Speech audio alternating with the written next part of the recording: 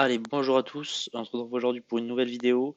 Aujourd'hui, on va parler de comment gérer un petit peu ses finances, comment moi je les gère. Il n'y a pas de science exacte, hein, mais moi je vais vous montrer un peu pour vous donner une idée comment est-ce que j'articule ça pour optimiser un maximum. Donc, comme vous pouvez le voir, j'ai fait une petite mind map et on va décortiquer tout ça pour un petit peu vous expliquer comment je procède.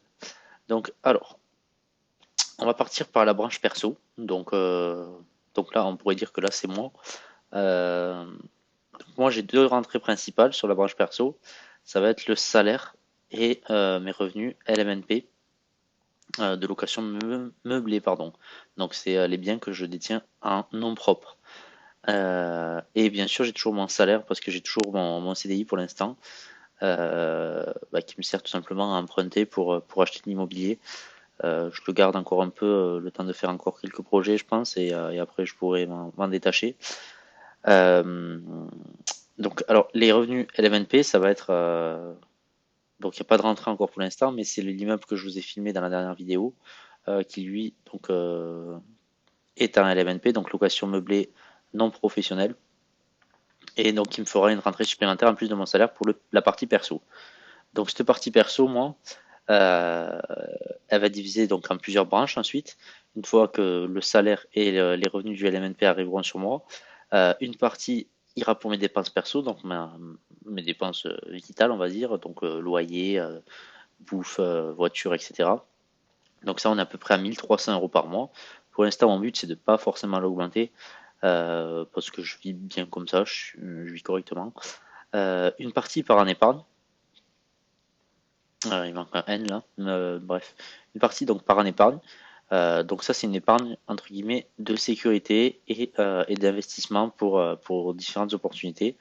Par exemple, je trouve un bien immobilier intéressant. euh, Ça peut me servir d'apport par exemple.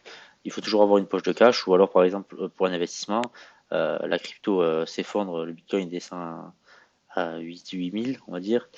À ce moment-là, je peux injecter, j'ai les fonds nécessaires.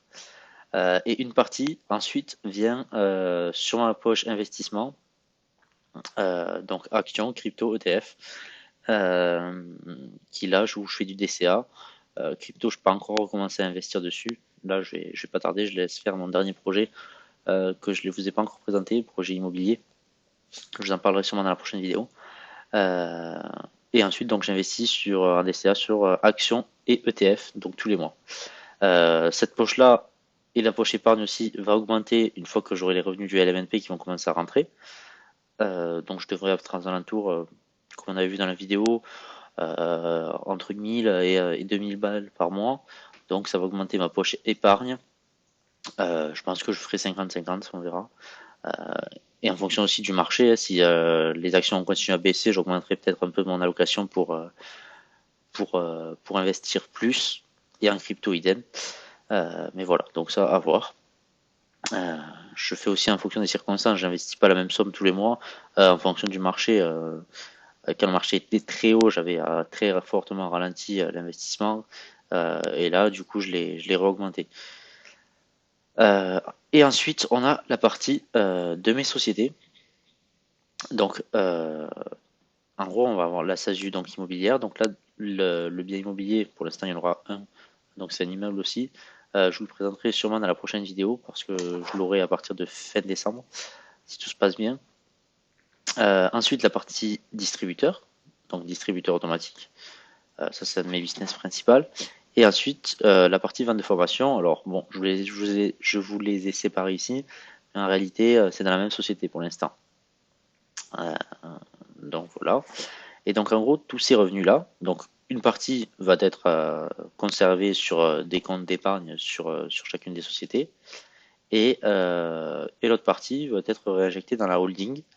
Euh, et ensuite, donc par exemple, si admettons, par exemple, la vente de formation me rapporte, je sais pas, sur un mois 1500 €, et je veux réinvestir ces 1500 € dans un de mes biens immobiliers qui se trouve dans ma SASU, euh, qui se trouve dans ma SASU.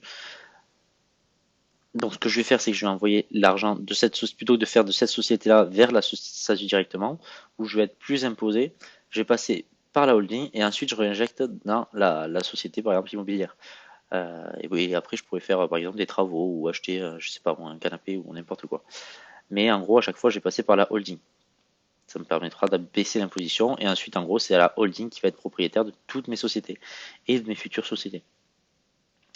Ensuite, avec cette holding également, ce que je peux faire, que je ne fais pas encore pour l'instant, je fais grossir le capital en fait pour l'instant sur ces sociétés-là. Je me constitue une épargne de sécurité sur chacune d'entre elles, euh, pour tout simplement être sécurisé, pouvoir saisir les opportunités quand il y en a.